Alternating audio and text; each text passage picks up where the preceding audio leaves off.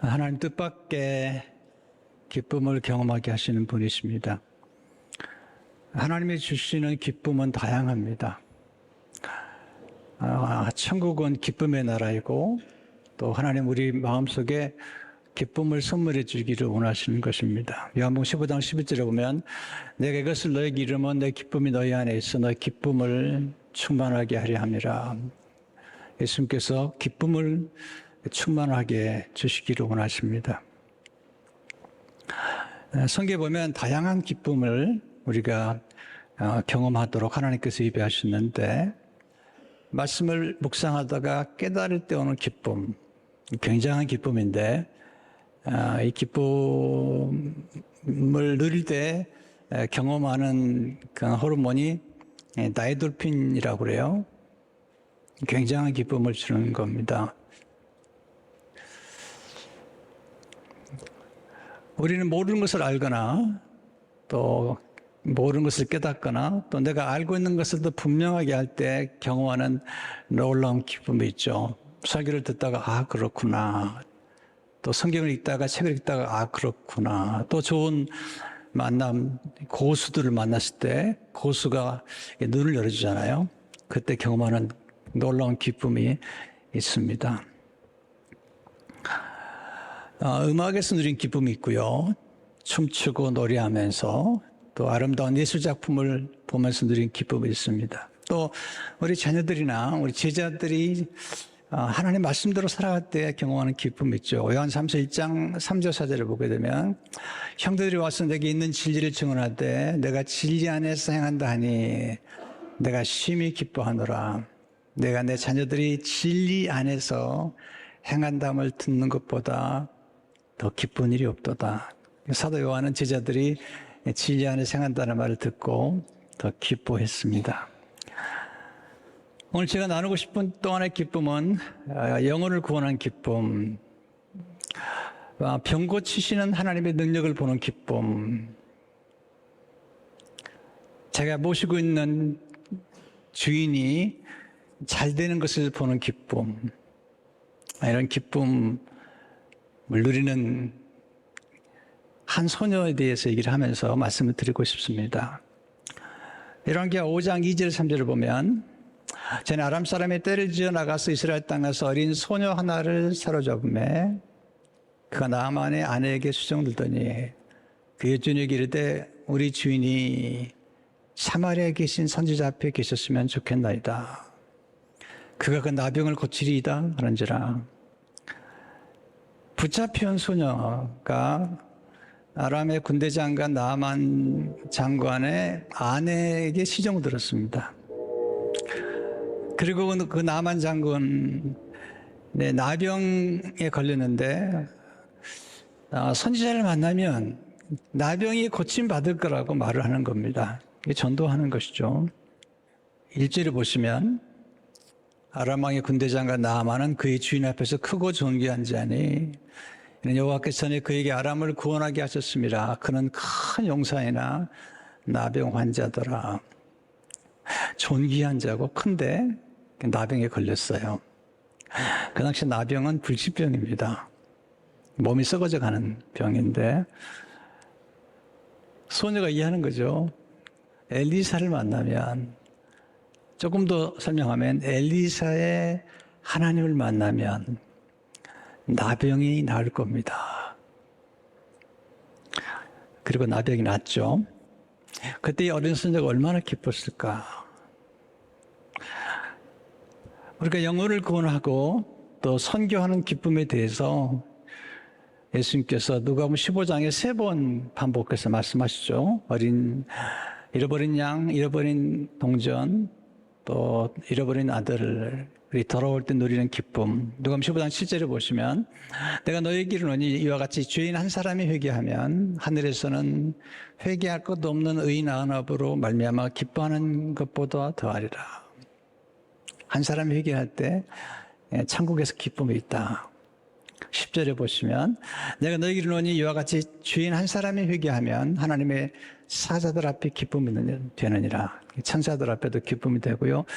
그럼 15장 32절에 보면 아들이 돌아왔을 때 이 내 동생은 죽었다가 살아났으며 내가 잃었다가 얻었기로 우리가 즐거워하고 기뻐하는 것이 마땅하다 하니라. 잃어버린 아들을 회복한 아버지의 기쁨이죠. 이 소녀가 경험했던 기쁨이에요. 하늘의 기쁨을 경험했고 영혼을 구원하는 기쁨, 생명을 구원하는 기쁨을 경험하는 것입니다. 어떻게 이게 가능했을까? 관계 전도를 한 거거든요. 관계 전도의 비밀이 뭘까? 어떻게 하나님이 역사하실까? 사실 오늘 이야기는 영혼 구원의 스토리지만 굉장한 지혜가 담긴 스토리야. 엄청난 지혜가 담겼습니다. 우리 삶 가운데 누릴 수 있는 엄청난 지혜가 담겨 있습니다. 첫째로 머무는 곳에서 성실과 섬기는 것이 관계 전도의 지혜입니다. 우리가 누군가를 전도하려고 할 때 머무는 곳에서 성실과 섬기는 것입니다. 이 소녀가 붙잡혀 갔어요. 나만 장군의 아내 수정을 들고 있습니다. 2절을 보시면 전에 아람 사람이 떼를 지어 나가서 이스라엘 땅에서 어린 소녀 하나를 사로잡매 그 나만의 아내에게 수정 들더니 시중 드는 여종입니다. 놀라운 얘기래요. 3절에 보시면 그 여주인에게 이르되 우리 주인인 사마리아에 계신 선지자 앞에 계셨으면 좋겠나이다. 그가 그 나병을 고치리이다 하는지라.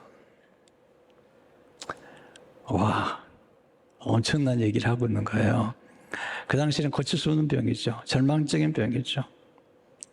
나만 장군이 엘리사를 만나면 고침받는다고 얘기하는 거죠. 그런데 여주인이 이 어린 소녀의 말을 듣고 신뢰합니다. 그리고 남편을 있기를 하죠.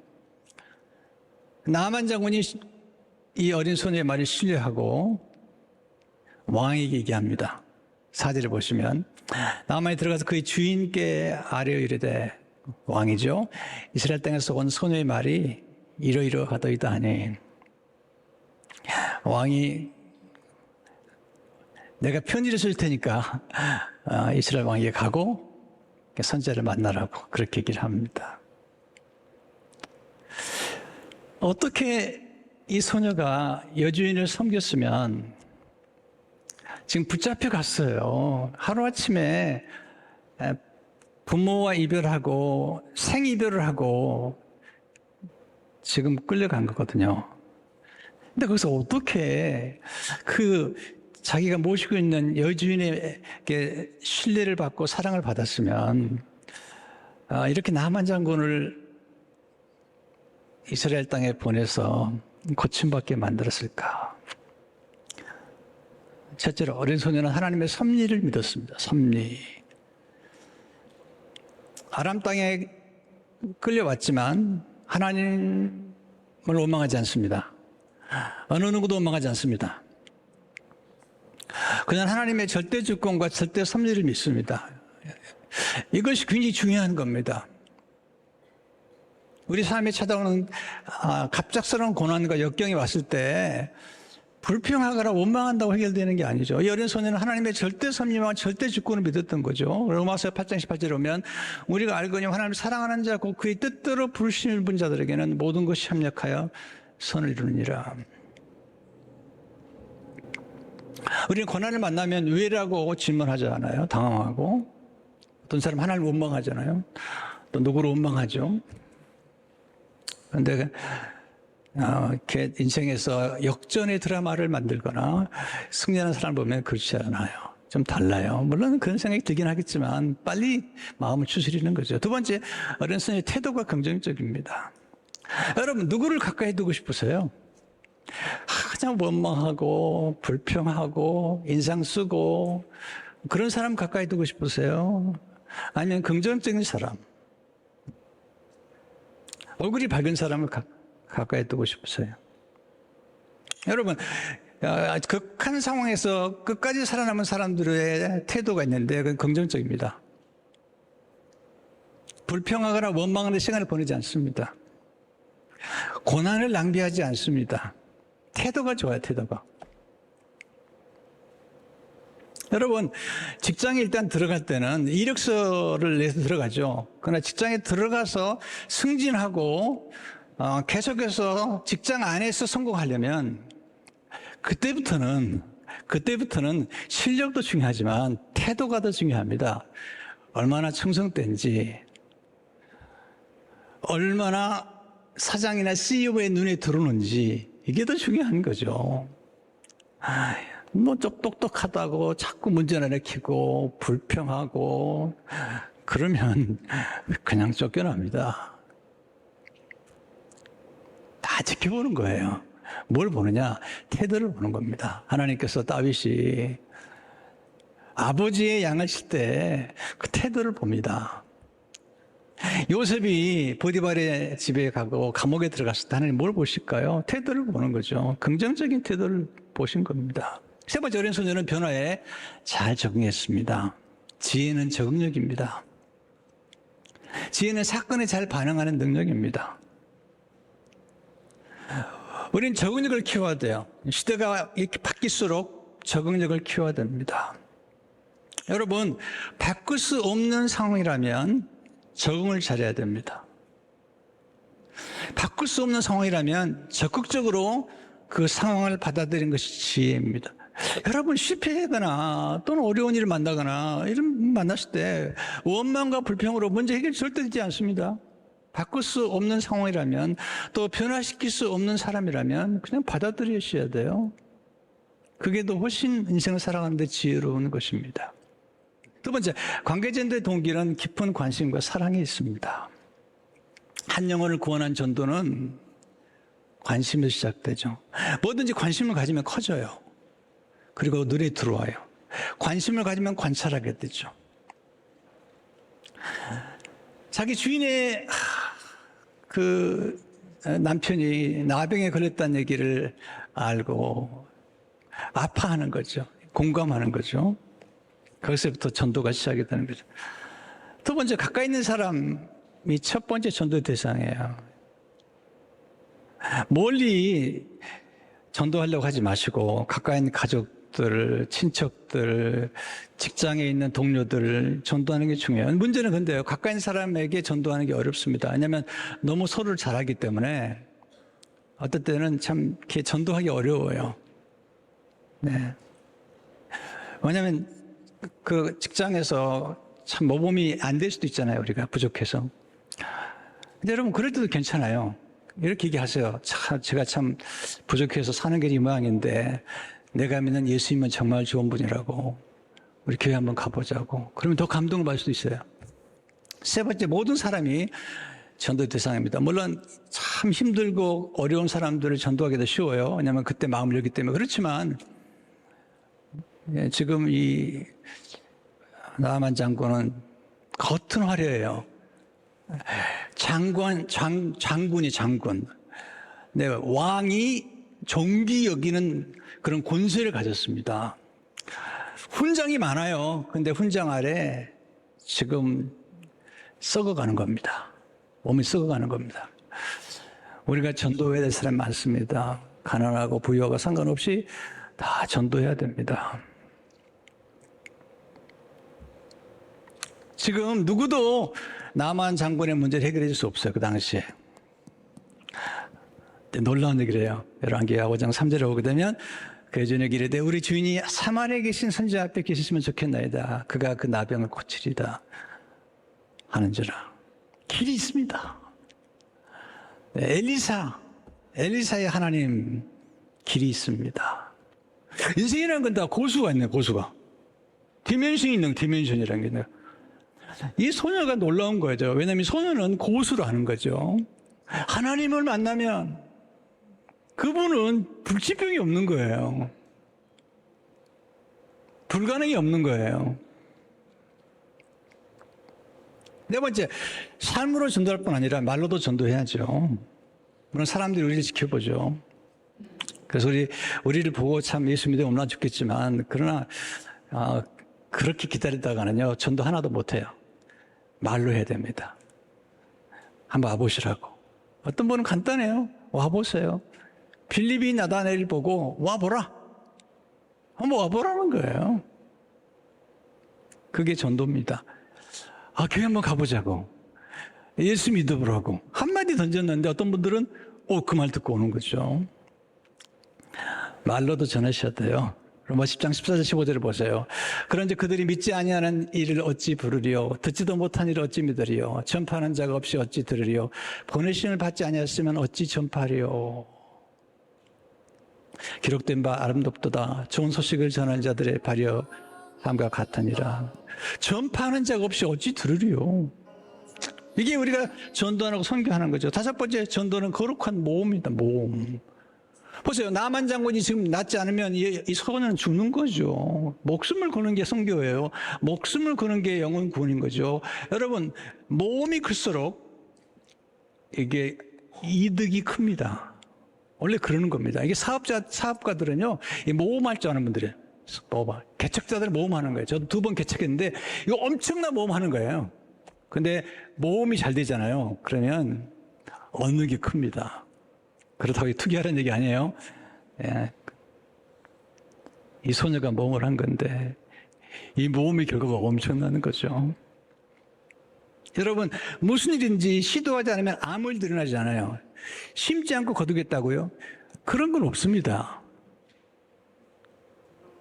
시도해 보는 거예요. 기도하는 겁니다. 그럼 하나님 놀랍게 역사하시는 거거든요.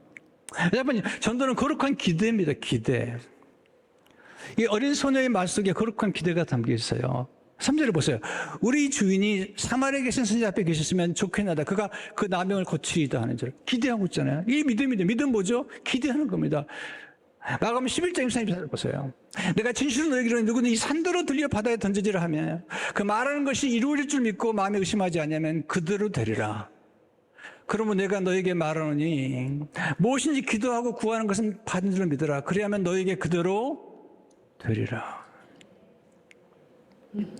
여러분, 기도하면 하나님 역사하십니다.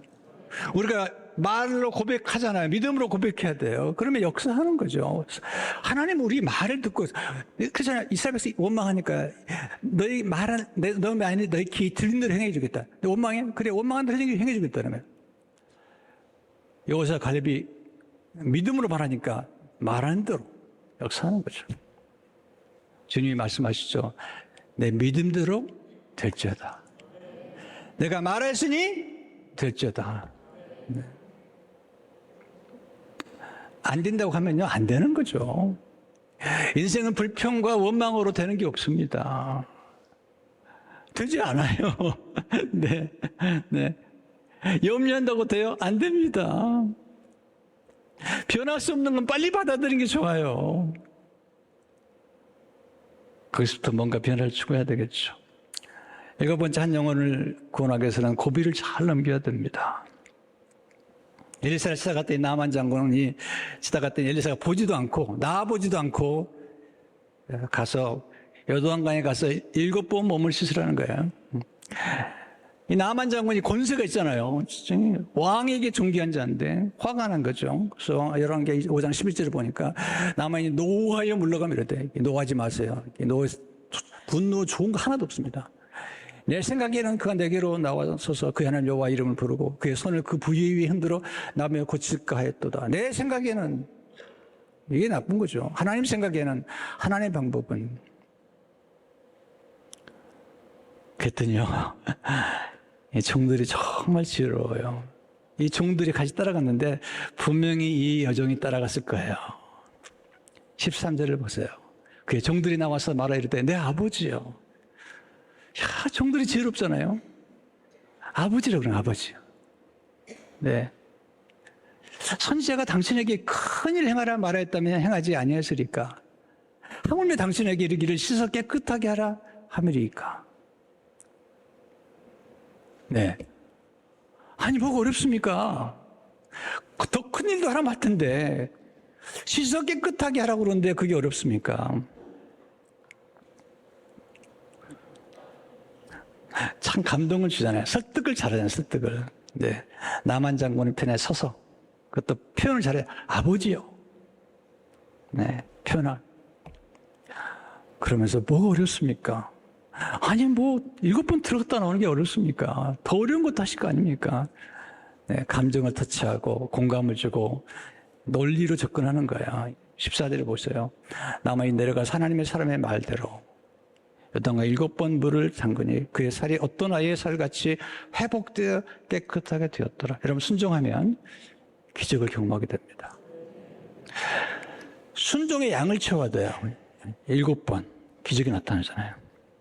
횟수를 반복하는 중에 기적을 경험하게 됩니다. 양이 찰 때까지 반복하면 기적을 경험하게 됩니다. 마지막 한 영혼을 구원하는 것은 좋은 천을 구원한 것 같아요. 이 소녀 때문에 나만이 하나님 믿게 됩니다.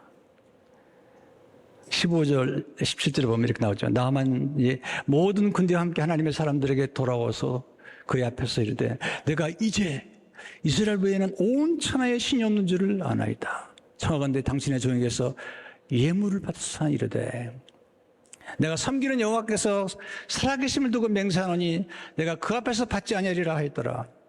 나만이 받으라고 강권하되 그가 거절하니라. 나만이 이르되 그러면 청하건대 노새 2마리의 실을 흙을 당신의 종에게 주소서. 이제부터는 종이 번제물과 다른 희생제사를 여호와 다른 신에게 드리지 아니하고 다만 여호와께 드리겠나이다. 나만이 하나님을 만난 거죠. 네, 나병을 고치시는 하나님, 그 기적을 경험한 겁니다. 그래서 엘리사에게 가져갔던 예물을 드린데 엘리사가 받지 않습니다. 왜 안 받았을까요? 엘리사에게 예물을 주면 안 되나요? 엘리사가 예물을 받으면 안 되나요? 예물을 안 받습니다. 왜? 전도해야 되기 때문에 안 받는 겁니다. 주님이 말씀하세요. 마태복음 16장 주면 사람이 만약 온 천을 얻고도 제 목숨을 잃으면 무엇이 유익하리요? 사람이 무엇을 주고 제 목숨과 바꾸겠느냐? 우리 누군가가 오늘 전도해서 여기까지 왔어요. 저도 그렇게 전도를 받았는데 제가 그동안 얼마나 많은 사람에게 복음을 전했나 몰라요. 정말 5대양 6대주 정말 수많은 곳에 갔어서 말씀을 전했습니다. 수많은 목회자를 섬겼고 선교사람 섬겼습니다. 저를 전도해 준 그분 때문에, 저를 키워준 목사님 때문에, 저에게 목회자가 되라고 말씀해 주신 목사님 때문에 제가 수많은 사람들의 영혼을 구원하는 그런 은혜를 입은 것입니다. 영혼을 구원의 기쁨을 주시는 예수님을 전하십시오. C.S. 루이스가 기쁨을 경험했습니다. 그런 기쁨을 이렇게 이해합니다. 하늘의 기쁨인데요. 기쁨에 가슴을 찔리곤 했다. 그 기쁨을 한 번 맛본 사람은 세상의 쾌락을 다 준다고 해도 결코 바꾸려 들지 않을 것이라고 나는 믿는다. 시편 4편 7절에 보니까 주께서 내 마음에 두신 기쁨은 그들의 곡식과 새 포도주가 풍성할 때보다 더하니이다. 그건 여러 가지 기쁨을 누리죠. 여러 번 기쁨 누려도 괜찮아요. 어떤 기쁨 좀 황홀해요. 할아버지가 돼가지고 손주를 보는 기쁨, 황홀한 기쁨입니다. 저는 그런 기쁨이 있는지 몰랐습니다. 아니, 세상에 이런 기쁨이 다 있나 생각했습니다. 근데 진짜 즐거워야 될 기쁨이 뭐냐면 영혼을 구하는 기쁨, 영혼을 구하는 기쁨. 그래서 상이 있습니다. 다니엘 12장 3절에 보면 지혜 있는 자는 궁창의 빛과 같이 빛날 것이요 많은 사람을 어른대로 돌아오게 한 자는 별과 같이 영원토록 빛나리라. 근데 우리가 이제 상을 받아서 기쁜 것보다도요, C.S. 루이스 말이에요. C.S. 루이스는 기쁨보다도 기쁨을 주시는 대상 때문에 그는 더 기뻐했다. 그는 아름다움보다도 아름다움을 만드신 하나님 때문에 더 기뻐했다. 그렇죠? 우리가 상을 받아요. 하나님께서 우리에게 복을 주시고 기쁨을 주시는데 거기에 머무는 게 아니라 그 기쁨을 주시고 상을 주시는 그 하나님, 사람들이 불치병이라 말하는데 하나님께는 불치병이 없습니다. 사람들은 불가능이라 말하는데 불가능이 없어요. 여러분, 노예가 국무총리가 되는 거예요. 여종이 나만 장군의 병을 고치는 기적을 일으키는 거예요. 하나님께서는 불가능이 없는 거예요. 하나님 역사하시면 지금도 얼마든지 고침받을 수 있습니다. 지금도 기적이 일어납니다. 저는 흙수저입니다. 흙수저. 아무것도 가진 게 없이 태어난 사람이죠. 그런데 하나님께서 은혜를 주심으로 여기까지 왔습니다. 성도 여러분, 하나님이 살아계십니다. 지금도 살아 역사하신 분이세요. 이렇게 말할 수 있어야 됩니다. 이 소린처럼 선지자를 만나면, 엘리사의 하나님을 만나면 고침받을 수 있습니다. 기적을 경험할 수 있습니다.